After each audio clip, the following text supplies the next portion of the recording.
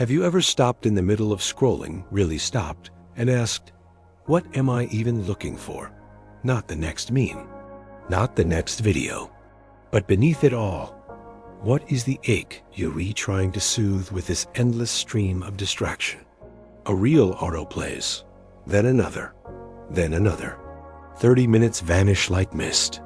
You haven't chosen any of it. You've simply surrendered one thumb swipe at a time. Imagine this.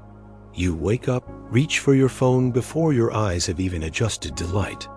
But how often do you actually feel relaxed afterward? Or do you just feel emptier? Now we stare into screens, asking only, what's next? And the altar is everywhere. On your nightstand, in your pocket, glowing in your face before bed. We used to kneel before gods. Now we kneel before content. This isn't accidental. It's by design. The more stimulated our senses, the more numb our souls. We chase dopamine like it's divine. What if the very thing that makes you feel connected is what is quietly erasing your capacity for real connection? What if entertainment, your favorite shows, your endless playlists, your curated feeds aren't tools for leisure, but rituals in a new religion? A religion without gods, but filled with idols. A faith without morality, but overflowing with distraction. Because beneath every scroll, every click, every episode is a deeper question we've stopped asking. What is all this noise keeping me from hearing? To feel awake, don't you? But what if it's a substitute for something we've forgotten how to seek? But spiritually sedated? What if the system doesn't want you to awaken, not because it fears your rebellion, but because it knows you've forgotten how to rebel? That we would come to adore the technologies that undo our freedom. That we would be seduced, not forced into servitude. You tell yourself it's just harmless fun, a way to relax. You live in an age where pleasure is more accessible than meaning, where comfort is more seductive than truth. But here's the paradox no one talks about. The more entertained we are, the more hollow we become. Thousands of years ago, people gathered in temples, sat in silence, and stared into the unknown asking, who am I? Why am I here? What if all this stimulation isn't expanding you, but reducing you? Aldous Huxley once warned that the future would not enslave us through pain, but through pleasure. And now, ask yourself, are you consuming, or are you being consumed? Do you control your attention, or has your attention been colonized? When was the last time you sat in silence, without feeling the need to escape it? This isn't about blaming technology. It's about questioning what we've traded in exchange for ease, escape, and excitement. In a world where entertainment is God, stillness is heresy. But somewhere, deep down, you still remember what it's like to feel real. What if you're not lazy or unmotivated? And if that is true, then the next question is the most dangerous of all. Who are you without the noise? You were not born craving this. You didn't come into the world needing to be entertained every second. You came into the world needing connection, needing wonder, needing meaning. But slowly, quietly, that hunger was reprogrammed. You began to associate silence with boredom, depth with discomfort, stillness with emptiness. You learned to flinch at the slow, the subtle, the sacred. Not because you are weak, but because an entire culture trained you to fear your own mind. The system doesn't want thinkers. It wants consumers. And what better way to control a population than by keeping them endlessly amused? Aldous Huxley foresaw this with terrifying clarity. In Brave New World, he didn't imagine a future of oppression through fear. He imagined a future of control through pleasure. A world where truth was drowned in irrelevance. Where people were not forced to obey, but conditioned to stop caring. What Huxley understood, and what few dare admit, is that meaninglessness isn't an accident. It's engineered. Because a human being chasing truth is dangerous. A human being addicted to escape is easy to manage. And so entertainment became our sedative. Not just a way to relax after a long day, but a way to avoid the weight of existence, to distract from the ache of emptiness, to numb the pain of unmet potential, to silence the whisper that says, "This isn't who you really are." Psychologically, this works because the brain is built to seek novelty and avoid pain. Every time you scroll, a hit of dopamine rewards you. Every time you binge, your nervous system gets a break from the burden of thinking. But over time, this comes at a cost. You stop building inner strength. You stop sitting with discomfort. You stop seeking something higher. Instead, you learn to cope with life rather than create it. The philosopher Carl Jung once said, "People will do anything, no matter how absurd, to avoid facing their own soul." And now, absurdity is our main form of entertainment. We laugh at stupidity, meme our trauma, and worship celebrity dysfunction as if it were scripture. Why? Because real reflection hurts, and entertainment keeps us comfortably numb. But this goes deeper. As Schopenhauer warned, humans suffer not just from pain, but from boredom. And when stripped of purpose, they will seek stimulation to distract from the terrifying truth that life, without meaning, becomes unbearable. And so, in a world starved of purpose, we are fed constant pleasure. In a world where we've forgotten how to suffer meaningfully, we seek to never suffer at all. But this comes at the cost of our humanity. Entertainment, in its modern form, doesn't just occupy your time, it colonizes your imagination. It tells you what to desire, what to fear, who to admire, and who to become. You begin to confuse attention for love, virality for value, noise for knowledge. Until one day, you're not sure whether the voice in your head is yours or the algorithm's. And here's the trap. The more entertained you are, the less you question. The less you question, the more programmable you become. This isn't about rejecting all pleasure. It's about recognizing the manipulation behind it. It's about realizing that every time you choose easy pleasure over deep meaning, you hand over a little piece of your soul. So ask yourself, when did entertainment become your ritual? When did your attention become your sacrifice? When did your silence become unbearable? You didn't choose this religion, but somewhere along the line, it chose you. And the scariest part? You didn't even notice. You didn't notice it happening, not all at once. That's the nature of slow decay. It never announces itself. It just seeps in, soft and silent, until the damage is too deep to reverse. First, it steals your mornings. What used to be a sacred hour of clarity becomes a dopamine slot machine scroll. Swipe, repeat. Then it takes your evenings until you no longer remember what it is like to sit in darkness and hear your own thoughts without the company of glowing distractions. But the worst part? It begins to shape who you think you are. You start to believe you have a short attention span, that you're not capable of deep thought, that stillness is a punishment instead of a portal. But this is not who you are. It's who you've become after years of training, years of neural pathways molded by distraction. You weren't born fragmented. You were born whole. What you're experiencing isn't just inconvenience. It's a crisis of identity. Because the more entertained we become, the less we feel. The less we feel, the harder it is to care. And apathy is the final victory of the system. Psychologically, this is called learned helplessness. When someone is bombarded with stimuli they can't control, they eventually stop trying. They stop resisting. They let go of agency, not because they want to, but because they no longer believe it exists. That's what this constant entertainment is doing. It's not just occupying your time, it's reprogramming your nervous system. Every time you choose artificial pleasure over authentic engagement, you dull your capacity for awe, for presence, for intimacy. You become, in essence, emotionally anesthetized. And here's where it gets even darker. This sedation doesn't just affect you. It weakens the entire culture. A society addicted to entertainment is a society allergic to truth, because truth requires discomfort, and discomfort has become intolerable.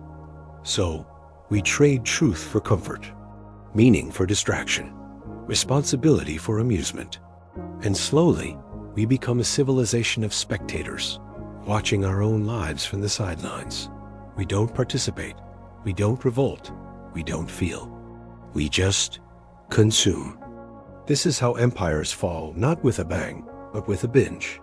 And while we scroll and sip and distract ourselves into oblivion, something else grows beneath the surface. Resentment, restlessness, a quiet, gnawing dissatisfaction that no amount of entertainment can silence. Because deep down, your soul remembers. It remembers the hunger for something real. It remembers the thrill of creation, not consumption. It remembers what it feels like to live from the inside out, not the outside in. But the longer you wait, the harder it becomes. Because every moment you surrender your attention, you surrender your power. And every time you surrender your power, you reinforce the lie that you're not capable of reclaiming it. And this is the final tragedy. The very thing that was meant to make life more vibrant has become the veil that dims it. Entertainment was never supposed to be the main course. It was supposed to be the seasoning. Now, it's the altar we sacrifice our awareness on every single day. So here's the truth that no one profits from telling you. If you don't take control of your attention, someone else will. And they won't use it to awaken you. They'll use it to sell you, sedate you, and slowly erase you.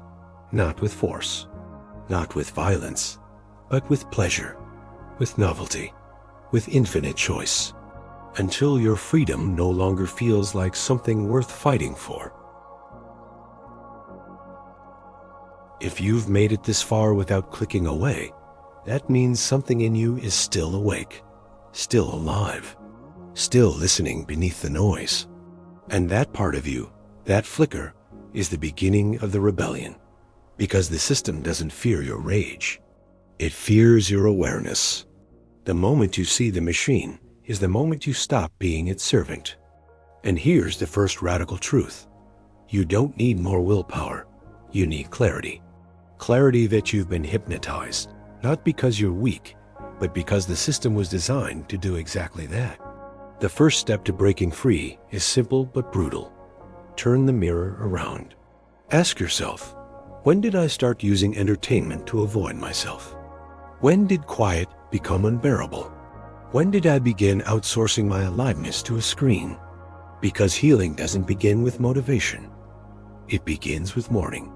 You have to grieve the hours lost, the potential numbed, the relationships thinned out by glowing rectangles. You have to admit, I was seduced, and now I want to return. Return to what? To the version of you that could sit in silence and not panic. To the part of you that creates instead of consumes. To the life where you are the author, not just the audience. This is not a productivity hack. This is a spiritual uprising. Because the real war isn't for your time, it's for your soul. And to reclaim it, you must do what most won't dare. Withdraw your worship. That means ritualizing boredom, letting yourself be still, without stimulation, without distraction, until your brain remembers how to feel something real. It means deleting apps, not because they're evil, but because they've become your priests. It means putting your phone in another room, not as punishment, but as protection. It means becoming radically intentional with what you allow into your mind, because your attention is sacred, and anything that trains you to forget that is a form of spiritual violence. And yes, it will hurt at first. Withdrawal always does. You'll feel restless, anxious. You'll reach for the old drug and realize it no longer soothes you. But wait, stay, endure that silence. Because on the other side is something the system can't offer: freedom. The freedom to think a full thought, to feel a full feeling, to dream without algorithms dictating your desires. And once you taste that again, you'll begin to build a new life.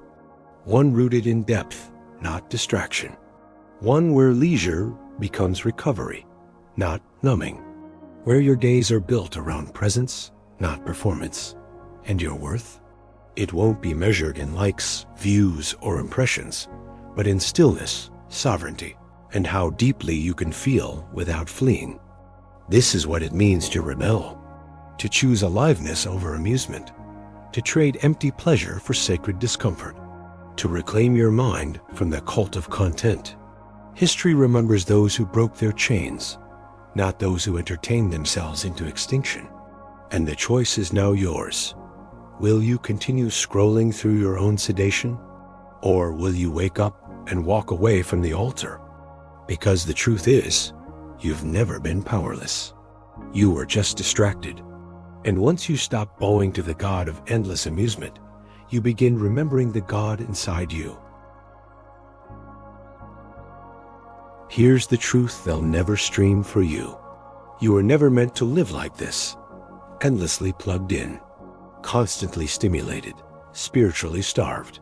You were built for stillness, for depth, for the kind of beauty that doesn't flicker at 60 frames per second. But when everything around you trains you to crave noise, to run from silence, to fear the slow unfolding of your own truth, then distraction is no longer a habit. It becomes your identity. And that's the final lie of this new religion, that you are your appetites, that your worth is measured by how much you consume, how fast you react, how easily you can be pleased. But here's the final, most powerful realization. You are not your cravings. You are not your impulses. You are not your distractions. You are the awareness behind them. And that awareness is sacred. You were not put here to entertain yourself into oblivion. You were put here to wake up, to remember who you are beneath the static, to feel the weight of your own presence, without a soundtrack, without a filter, without a dopamine fix. This is what Aldous Huxley tried to warn us about.